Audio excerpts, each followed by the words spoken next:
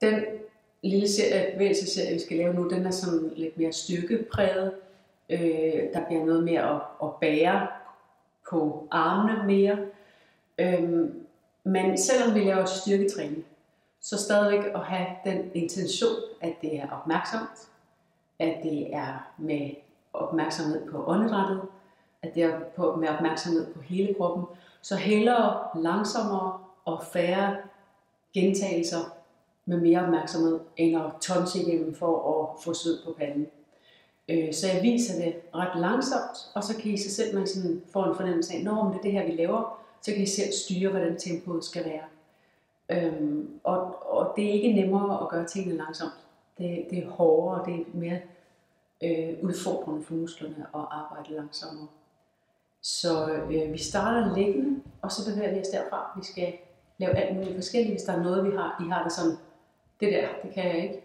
Så prøv en lille smule, pak det lidt ud, undersøg det, og så bak ud, når I kan mærke, at nu bliver det for meget, eller nu bliver det nok. Så vi starter liggende.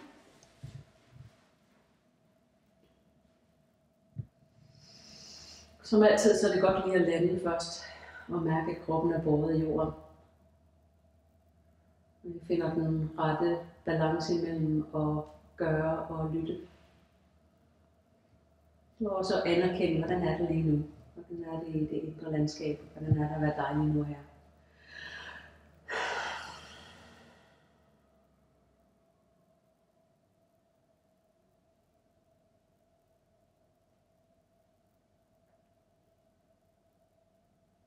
Og en altid god start er sådan at vinge rygsøjlen. Hvis det er det eneste du gør, så er det en god start lige at rokke. Mærke rygsøjlen.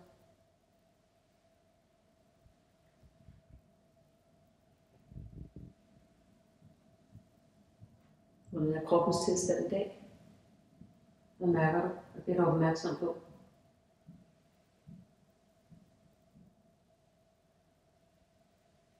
Og det giver dig en mulighed for at tage hånd om det undervejs, når vi skal være lidt mere intense. Godt. Og så starter vi med at rulle over ryggen, så vi ruller fra hale til hoved. Hovedet rører ikke gulvet. Og jeg bruger benene til sådan lige at kippe med.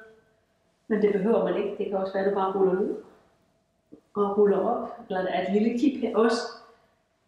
Men så det kan enten være med benene bøjet, hvor jeg bare ruller her, eller kippe op mod luftet, og så finde balance, når jeg sidder op. Og så begynder vi at lege med at komme hele vejen op og sidde, og find den afstand imellem fødderne, hvor du kan mærke, at her er der mest bevægelsesfrihed i hofterne. Sådan at måske jeg begynder at komme hele vejen op og sidde på fødderne. Nogle gange så kan det hjælpe at lige at bruge hånden for at mærke, at kroppen lærer, når ja, der er et sted der også. Og så måske at begynde at rulle hele vejen frem og finde balancen. Tredje trin. Og nu kan jeg begynde at mærke, at mit åndedræt bliver udfordret. Det er okay. Det er en god ting. Brug åndedrættet, så du kan blive med at smile. Og så kan det måske lade sig gøre at komme hele vejen op og stå. Så der er en lille pause der. Kommer hele vejen op og stå. Vær meget opmærksom på, eller undersøg, om det kan lade sig gøre, ikke at lade knæene søge sammen, fordi der lukker hofterne. Så optimalt er, at knæene er på vej ud, så hofterne er åbne, og der er torsoen stabil, så vi kan bruge musklerne omkring rygsøjlen til at stabilisere og aktivere. Og den sidste, det er, at der er et lille hop.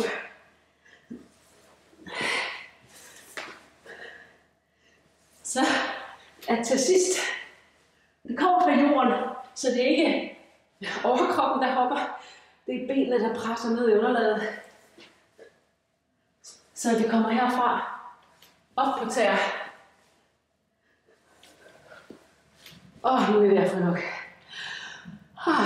Og så lader jeg lige åndedrættet falde til ro.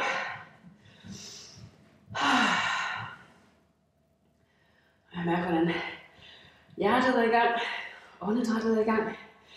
Det summer i kroppen. Så lad jeg stå et øjeblik og mærke, hvordan det er at være levende.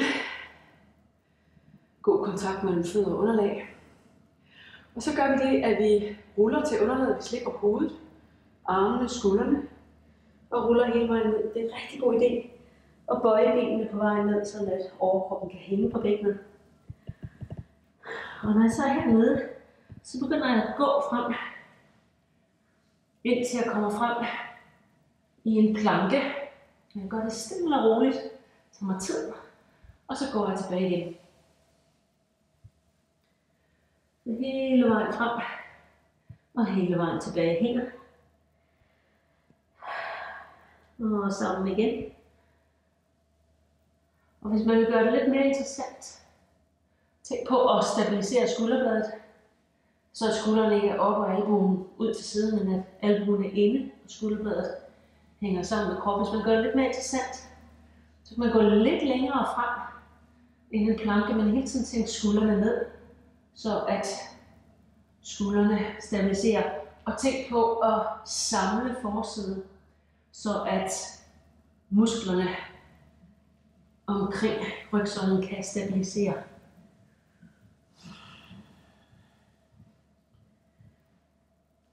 Sammen igen. En gang til, sidste gang.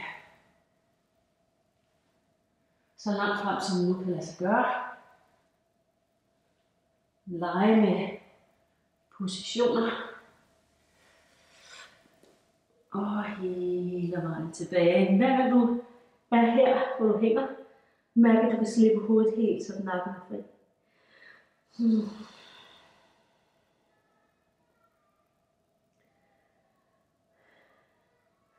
Når det samme igen kommer frem på alle fire, men uden at sætte knæene i underlaget. Skulderbladene ned. Og så gør vi det, at vi slipper med det højre ben, sender det ind under kroppen og strækker benet ud mod venstre. Så nu hviler jeg på venstre fod og højre hånd. Trækker benet tilbage igen. Drejer. Placerer venstre hånd. Højre fod. Venstre ben svinger ud. Hvis det er hårdt at gøre det, så kan man starte med at komme ned og sidde, strække benet ned, og så løfte igen. Så man kan gøre det lidt lettere for sig selv. Komme ned og sidde, og strække benet ned. Så jeg har en fornemmelse af, at nu har vi styr på det. Så gør jeg lidt mere dynamisk. Lidt hurtigere. Men igen, ikke hurtigere, end at du kan mærke, at du har opmærksomheden, at du kan stabilisere dine skuldre. Og så kan man lege med at flytte vægt. Vi stabiliserer hele tiden skulderen her også. Det er aldrig sådan, at den ryger op til øret. Skulderbladet er stabilt. Så læg mærke til, hvad der kan lade sig gøre for dig.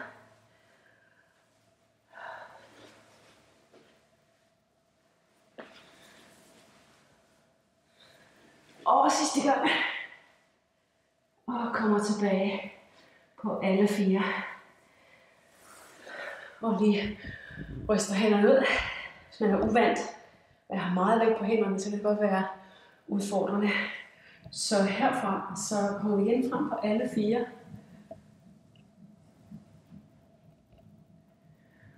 Og leger med at flytte væk tilbage mod hælene. Løfte knæene fri. Kom hele vejen ned, sidde. Strække benene ud. Før fødderne ind under. Man må gerne bruge hænderne.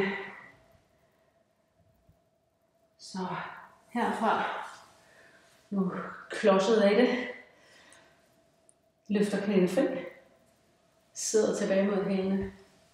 Knæene ud til hver side, det kan lade sig gøre. Man må gerne tage imod med en hånd. Finder balancen. Tænk på at lade maven hule, så jeg ikke presser bugmusklerne op. Man bruger dem til at stabilisere, så jeg runder i ryggen så meget som overhovedet muligt. Tænker navlen ind med rygsøjlen. Så samle igen. Kom op. Finder balancen. Knæene ned, det var det jeg klodsede i før. Kommer frem på alle fire, så herfra.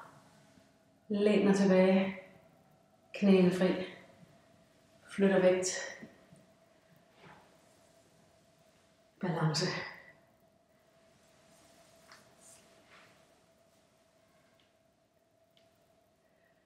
Det betyder noget, hvor hovedet er i forhold til rygsøjlen.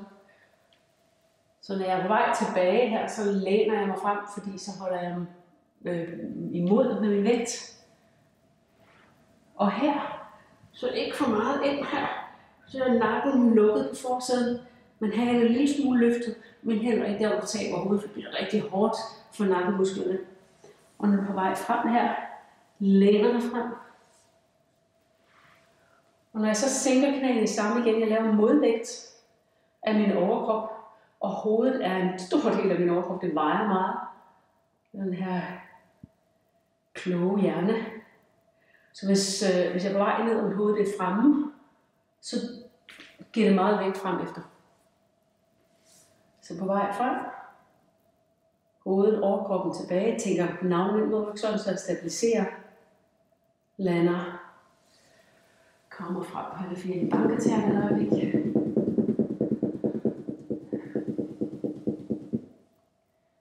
Den sidste gang. Hvis du kan mærke, at nu er det nok, så holder du selvfølgelig bare en pause.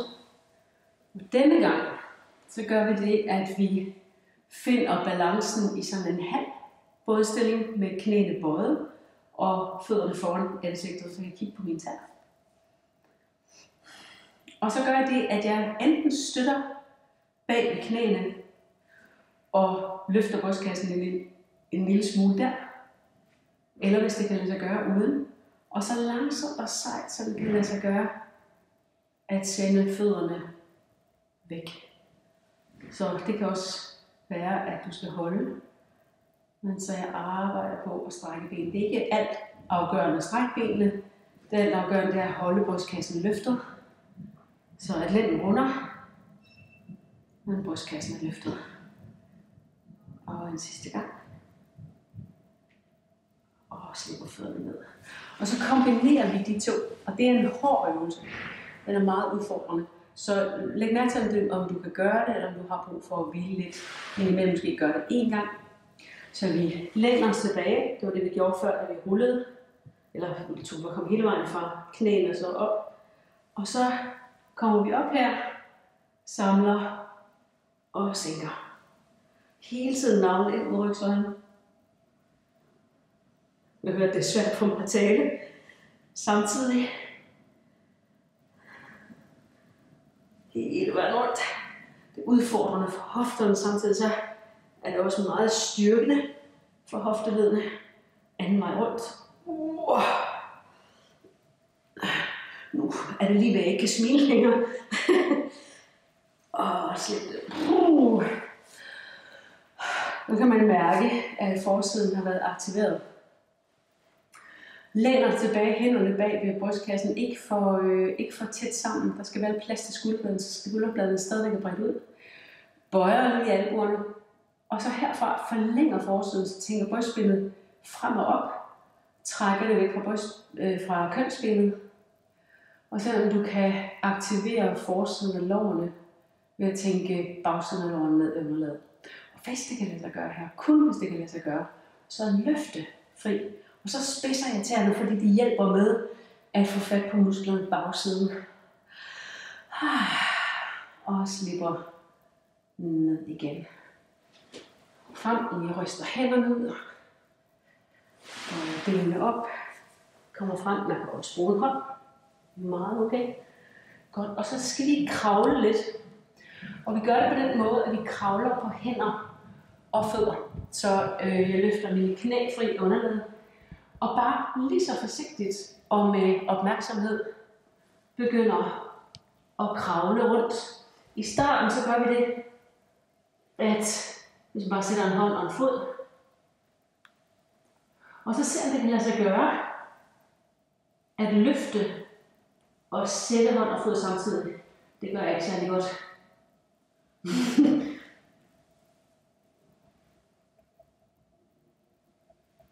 Og så kan man gå sidelæns og bare begynde at lege med og sætte hånd og fod samtidig.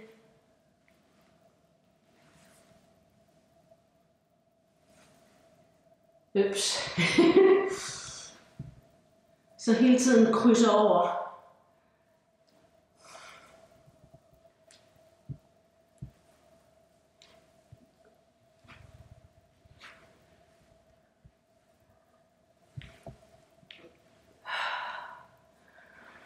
Og hviler et øjeblik. Nu vil lige ryste hænderne ud.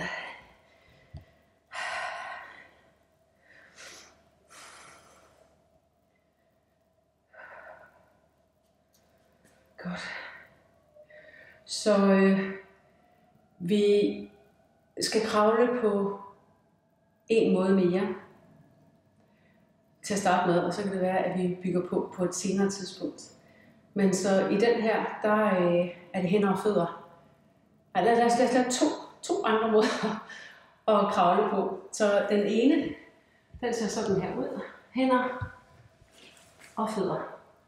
Hænder og fødder. Så jeg flytter hænderne. Nu går jeg lige tilbage igen. Ser. Så hænder og holde sådan en kaninhop. Og man kan lege med, hvor tæt eller hvor langt fra fødderne skal være.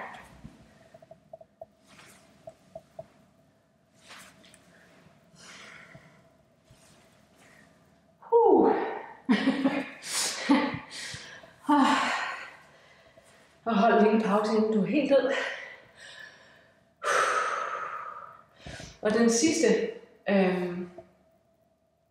sådan lidt mere teknisk, det er ligesom at slå en vejrmølle, men uden at slå vejrmøllen. Så det er venstre hånd, højre hånd, venstre fod, venstre, højre hånd. Den tager jeg igen. Venstre hånd, højre hånd, venstre fod, højre fod. Så det ser sådan her ud. Jeg prøver at holde mig her inden for tæppet.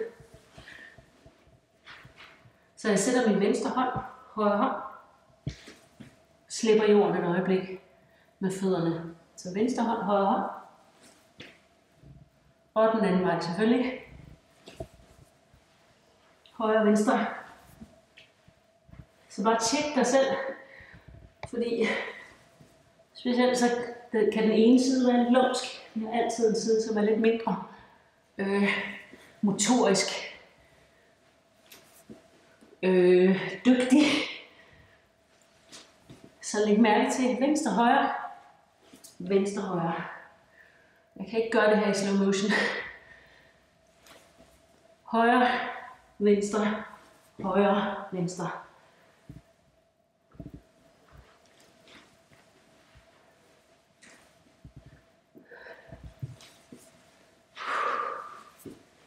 Jeg kommer godt ned i hofterne imellem, så de virkelig både bliver smidiggjort, men også får noget vægt, så de får styrke til at bære smidigheden. Og så er det vist nok med det. Lige hvil og mærk og få vejret igen.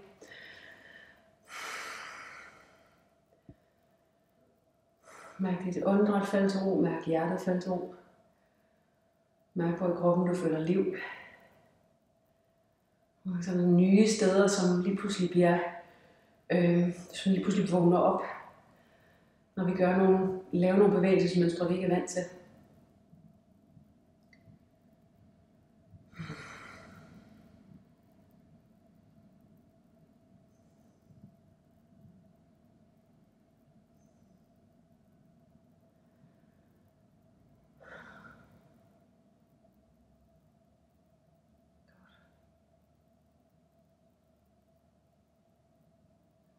Og så herfra igen komme frem på alle 4 tæerne i underlaget.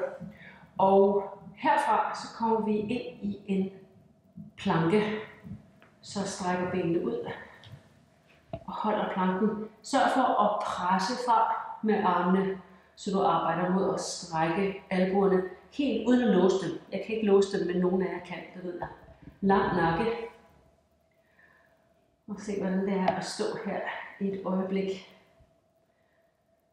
Mærk fornemmelsen af, at armene måske bliver en lille smule trætte. Og hvis du kan mærke, at det bliver bare nok, så slipper du knæene ned på underlaget. Lad os bare slippe knæene ned på underlaget. Herfra så kommer vi langsomt ned. Så det er en armbøjning. Langsomt hele vejen ned til underlaget. Så du kan holde albuerne inde og skuldrene plads. Og lige snart du kommer ud og kysser jorden, så skubber du fra og kommer op igen. Så kommer vi tilbage i en hundestilling, hovedet og lige mærker, hvordan det er. Lege med fornemmelsen at sætte albuerne ind og brede skulderbladet ud, slippe hovedet. Flytter igen vægten frem i en planke. Og du kan vælge at sætte knæene i. Og virkelig være opmærksom på, når du sænker, kommer langsomt ned til underlaget, at du bevarer længden. Og albuerne ind til siden. Kommer hele vejen ned. Og skubber fra. Og kommer op igen i en hundestilling, hovedet ned. Og så herfra, så tager vi et stort skridt frem med højre fod til højre hånd. Og vi skal lave sådan en helt klassisk lunge-ting. Så afstanden mellem fødderne skal ikke være for lang, den skal være sådan ret kort. Så det vi skal gøre, det er, at vi skal hele vejen ned og lade knæet kysse underlaget. Når vi gør det, så skal vi samle forsiden, så det strækker forsiden med det venstre lår. Så når min venstre fod er tilbage, så vær opmærksom på, at hoften ikke åbner, men den lukker. Trækker halebenet under, når det er meget sjældent, I vil høre mig sige det, men lige den her er det vigtigt. Så når jeg forsøger at holde det venstre knæ på vej ned, holde det venstre knæ lige under hoften, så er jeg ikke på vej frem her. Så lige ned og lige op. Det ser ikke ud af noget. Det er simpelthen så hårdt. Så kommer lige ned og lige op. 5 gange er rigeligt for mig. Måske komme hele vejen ned og lade knæet kysse underlaget. Måske ikke. Sidste gang.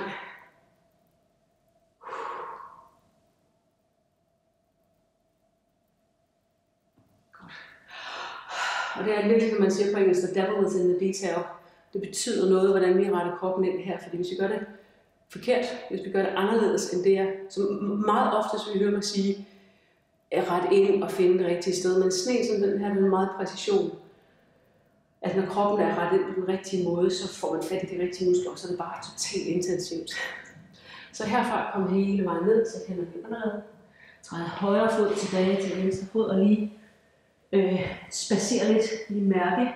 Så højst sandsynligt mærke en stor forskel på højre og venstre side.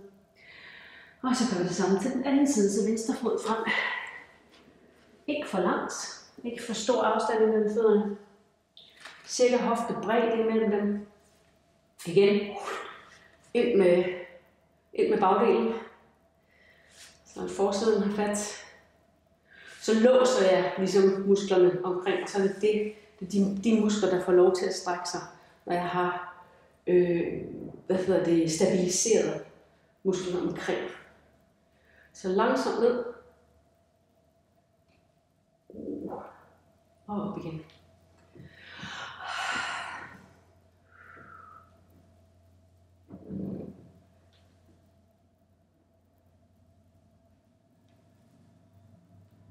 Det var 3. 2 til. Jeg kan mærke, at for hver gang jeg gør det, så bliver det en lille smule bedre. Altså der sker noget i vævet. Og samtidig så er der sådan ikke for meget, fordi så bliver det bare så beskadiget, at vi bare vævet, vi kan overtræne væv. Men nok til at mærke, at jeg har faktisk været der kommer noget gennemstrømning, noget væv, som ellers måske er lidt uvandt. Nu tager jeg lige en gang til, bare for en god ordens skyld. Samme igen, kommer hele vejen ned. Tager et skridt tilbage. Hundestilling hovedet ned. Ryster det ud. Ryste benene lidt fra side til side. Ryste sådan her. Og ryste sådan her. Og så lidt det modsatte. Højre fod frem til højre hånd. Ideelt set så burde jeg have nogle blokke her for at få overkroppen lidt op. Det har jeg ikke, men hvis I har det derhjemme, så vil det være en god idé. Vi slipper med den venstre fod og tænker venstre hofte lidt ned og højre hofte lidt tilbage. Og så pulserer vi lidt her med benet. Løfter og slipper ned og sørger for igen at holde nakken lang. Når overkroppen ikke hænger, men der løfter brystkassen. Derfor det kan være en god idé med et par blokke, så jeg er lidt oppe her. Jeg kan godt sådan her, men måske kan I mærke, at det duer ikke. Altså det er godt, vi er kommet en lille smule op, eller have en stol eller noget. Og vi begynder at mærke det i ballemusklen på det venstre ben, og så meget det stabiliserede ben i højre ben der i. Så jeg slipper ned. Vi hænger et øjeblik. Og så det samme til den anden side. Venstre hofte tilbage, højre ned, og finder en lille puls her. Benet behøver ikke være meget højt løftet, det kan også være hernede. Du finder, hvor er din bevægelsesfrihed, på engelsk range of motion. Hvor har du mulighed for at bevæge dig? Og så bevæger dig inden for det område, og belaster musklen, eller laster musklen, loader musklen. Jeg kan godt mærke det. Slipper det højre ben ned. Slipper overkroppen, lader det hænge. Mærker over åndedrættet på rygsiden.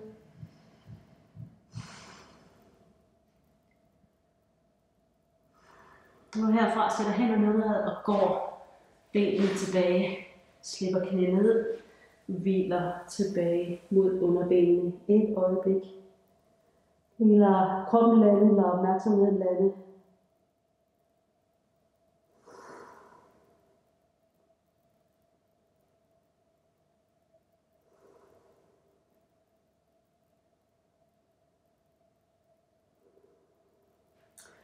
Så igen kommer frem på alle fire og kommer frem i en planke. Så strakte arme, skulderbladene ned, lang nakke. Den nederste mave lidt ind mod rygsøjlen. Og så herfra, så slipper det højre ben ned på underlaget og drejer venstre fod ud mod venstre. Så du kan presse fra og løfte den venstre hånd fri af underlaget.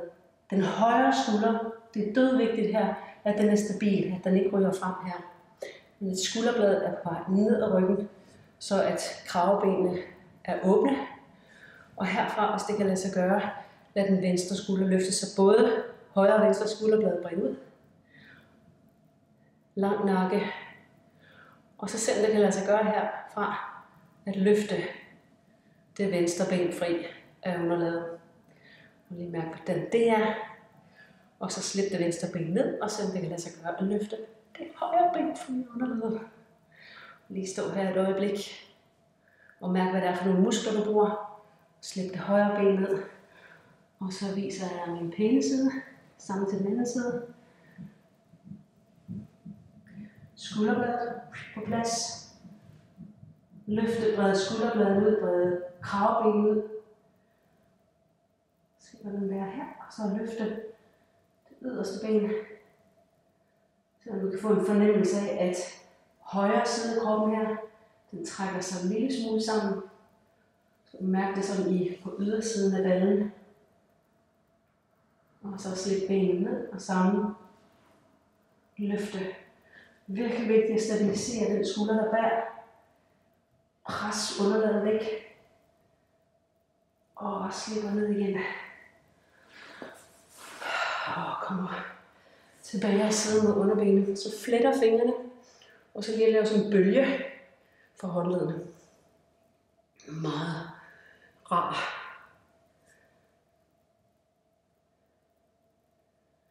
Så får man også lidt berøring, hvor vi ikke må røre hinanden, så kan vi berøre os selv. Hey.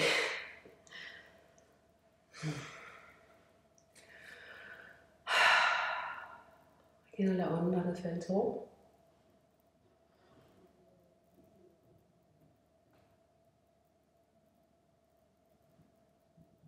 Godt.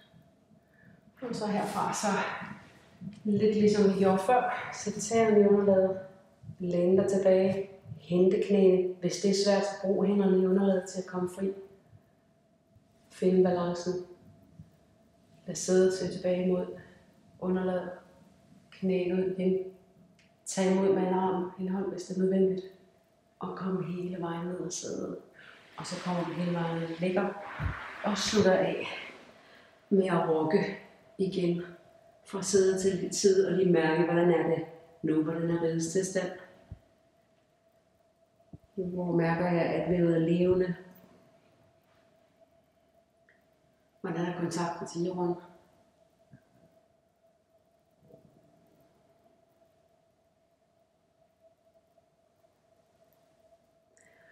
Og som en afslutning på den her serie, så er en rigtig fin ind for hoftebøjerne.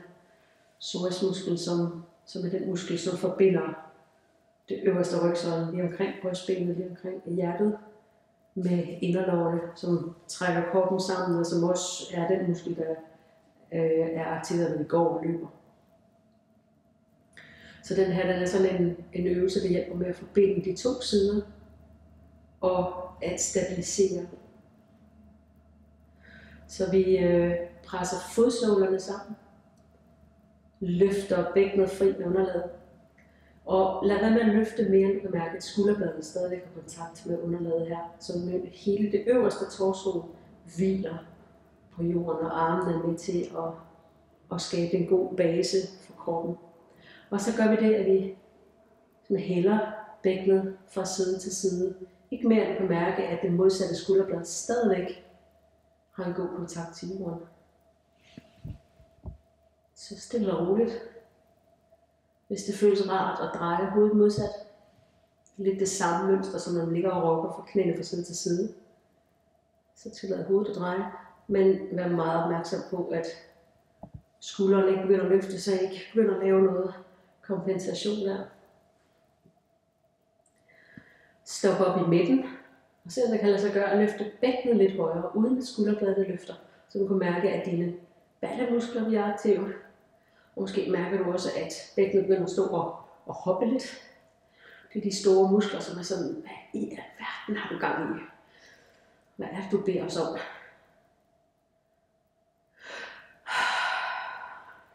Og så langsomt at komme hele vejen ned igen. Stille og roligt, så du kan mærke rejsen fra det ene yderpunkt til kroppen lander på underlaget. Og lige mærke, hvordan det er at lande her. Du kan vælge enten at ligge et øjeblik i et passivt stræk med knæene ud til hver side. Det kan være meget rart efter sådan en styrkeomgang. Og hvis du kan mærke, at det på nogen måde er ubehageligt i hofterne, hvis der er noget, der niver eller brænder, så gør det, at du sætter fødderne langt fra hinanden i stedet for, og lader knæene trække ind mod hinanden. Nu vil lige finde det rigtige sted der, hvor de hviler i sig selv.